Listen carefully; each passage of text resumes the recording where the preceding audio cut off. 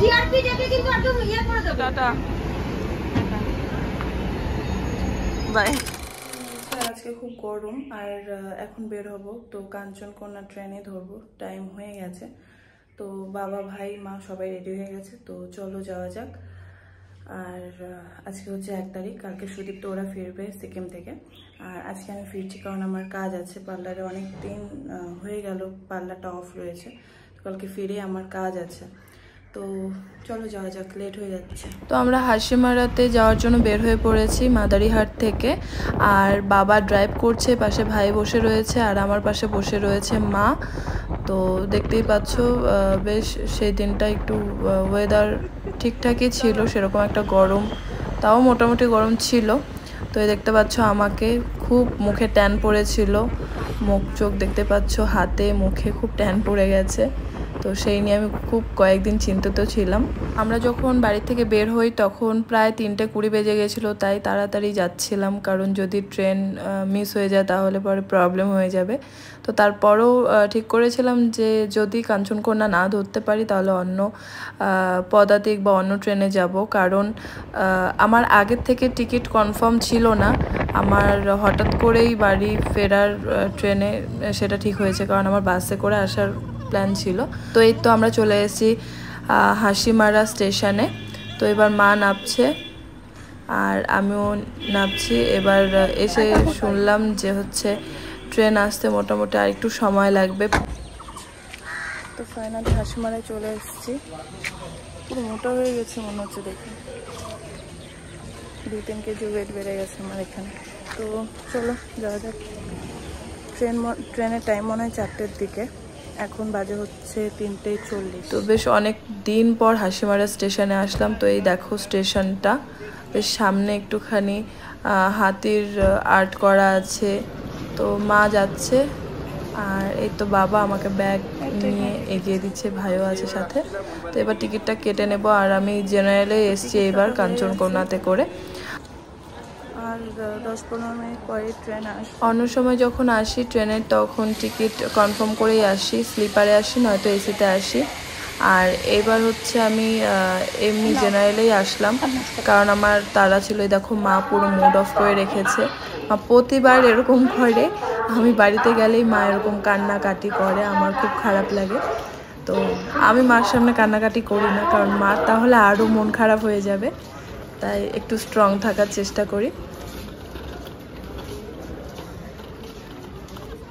দেখো মা এদিকে কান্নাকাটি করছে, আবার ভাই মাকে হাসাচ্ছে। তো ট্রেন চলে এসছে, তাই আমরা এগিয়ে এগিয়ে যাচ্ছি, কারণ লেডিস কম্পার্টমেন্টে উঠবো আর সেটা লাস্টের দিকে ছিল।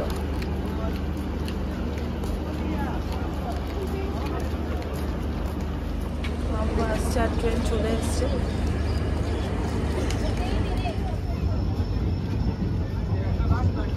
আরে না না না, আমি কেক কিনে নেবো। না না,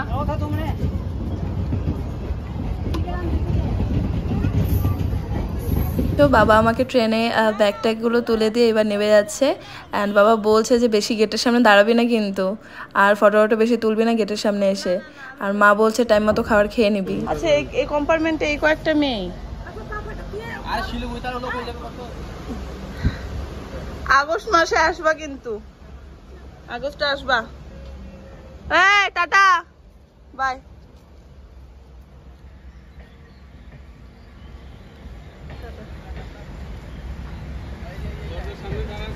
তো ফাইনালি ট্রেনে উঠে পড়েছি আর এখন হাসিমারা থেকে ছাড়ছি ট্রেন। তো দেখতেই পাচ্ছ মনটা আমারও অনেক খারাপ লাগছিল, বাট কি করব, কাজ আছে, আসতে তো হবেই। আগে যেমন গেলে 2 মাস থেকে আসতাম, 1.5 মাস থাকতাম, বাট এখন তো আর সেভাবে থাকতে পারবো না, কারণ একটা কাজ আছে, বিজনেস আছে।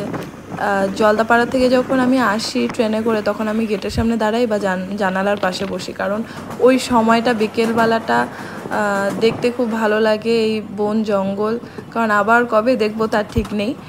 তো দেখতেই পাচ্ছ, আর অনেক সময় হরিণ, তারপর বাইসন বা হাতি এইসবও দেখা যায় এই জঙ্গলের মাঝখানে বিকেলবেলা বা সন্ধেবেলার সময়টায়।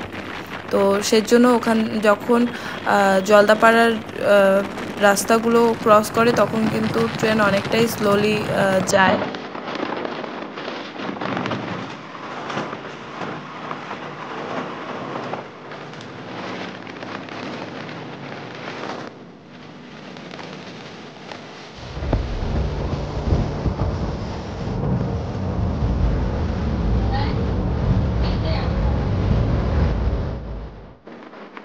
এখানে দেখো কি সুন্দর পাহাড় দেখা যাচ্ছে আর সন্ধে হয়ে এসছে।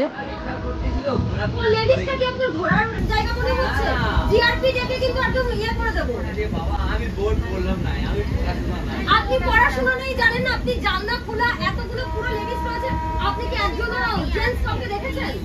দেখেননি তো, তাহলে আপনি কি আপনি পড়াশোনা জানেন না মানছি, আপনি দেখতে পারেননি যে এখানে একজন কোনো ভদ্রলোক নেই? হ্যাঁ, নকশালবাড়ি আপনি নেমে যাবেন। তো এই লেডিস কম্পার্টমেন্টে অনেকক্ষণ ধরে একটা লোক উঠে দাঁড়িয়েছিল, তো তাকেই বলা হচ্ছিল। আর তারপর আমিও গিয়ে যখন বললাম, তারপর তাকে জোর করে নামানো হলো ওখান থেকে। তো এরপর দেখতে পাচ্ছ যে ওপরে বাঙ্কারে উঠে শুয়ে আছি, কারণ নইলে পরে সিট পাবো না, রাত্রেবেলা ঘুম আসবে না। কারণ যেহেতু জেনারেলে আসছি, জেনারেলে আসলে একটুখানি খুব মানে মোটামুটি ভালোই প্রবলেম হয় বসে আসা সারা রাত। স্লিপারে যেমন শুয়ে বসে যে কোনোভাবে আসা যায়। তো আমি খেয়েও নিয়েছিলাম, তাড়াতাড়ি খাওয়া দাওয়া কমপ্লিট করে আমি উপরে উঠে পড়েছিলাম।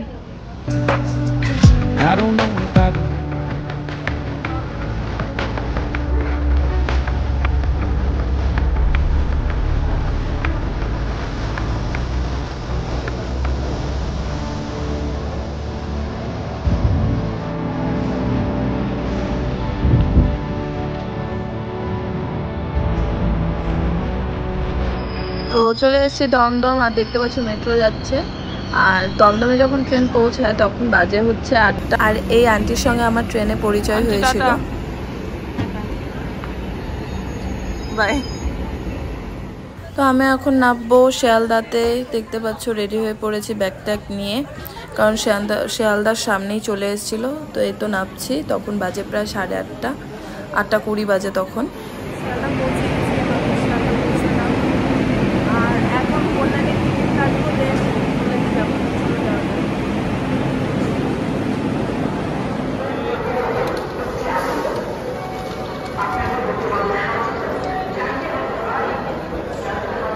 তো শিয়ালদা থেকে যাবো এখন কল্যাণী। কল্যাণী টিকিট কাটা হয়ে গেছে, আর শান্তিপুর লোকাল আসছে 1 নম্বর প্ল্যাটফর্মে।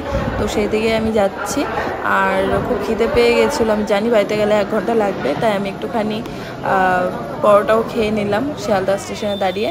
দেন সাথে সাথে ট্রেন ধরে চলে এসেছি বাড়িতে অনেক দিন পর। আর গিয়ে দেখি যে সোনামামারা টিফিন করছে, আর এখানে দেখতে পাচ্ছ খাওয়া দাওয়া চলছে, আম খাচ্ছে সবাই। আমাকে এতদিন মিস করছিল যে আমি আম খেতে ভালোবাসি, আর আমাকে ছেড়ে আম খাচ্ছে। তো এই তো আমিও বাড়িতে এসে আম খাওয়া শুরু করে দিয়েছি। দেখতে পাচ্ছ আমি আম খেতে ভীষণ ভালোবাসি। তো যাই হোক, খাওয়া দাওয়া করে দেখো সন্ধ্যাবেলা আমার কাজ ছিল, তো মেকআপের কাজ ছিল, দেন ফটোশ্যুট করলাম। আমি ফটোশ্যুটের ভিডিওটা আলাদাভাবে তোমাদের সাথে শেয়ার করব। আর দেখতেই পাচ্ছ আরও কিছু ক্লায়েন্ট এসেছিলো, তো কারো থ্রেডিং করা ছিল, ফেশিয়াল করা ছিল।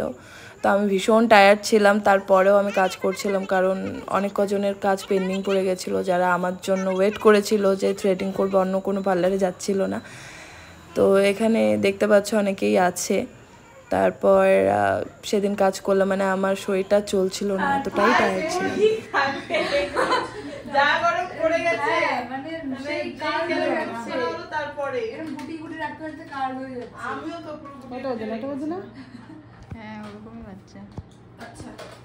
সব আইব্রো করার পার্টি না, আমার মোটা বাজে।